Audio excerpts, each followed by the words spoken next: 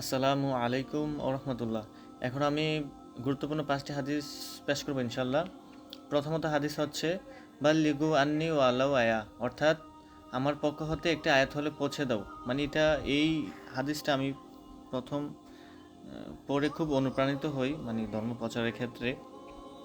এটা হচ্ছে বুখারীর 3461 নম্বর হাদিস। তারপর দ্বিতীয় হাদিস হচ্ছে যে চুপ রইল সে নাজাত পাইল, সেটা হচ্ছে তিরমিজি 2501 নম্বর হাদিস। তারপর তৃতীয়ত হাদিস হচ্ছে লা ইয়াদখুলুল জান্নাতি নাম্মান, অর্থাৎ চগুলখোর জান্নাতে প্রবেশ করিবে না। এটা হচ্ছে মুসলিম 105 অথবা 151।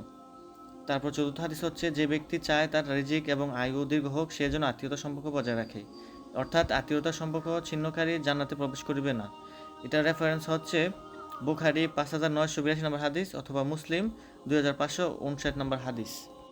পঞ্চম হাদিস হচ্ছে আল মুসলিমু আখুল মুসলিমিন, অর্থাৎ মুসলিম মুসলিমের ভাই। রেফারেন্স হচ্ছে বুখারী 6064।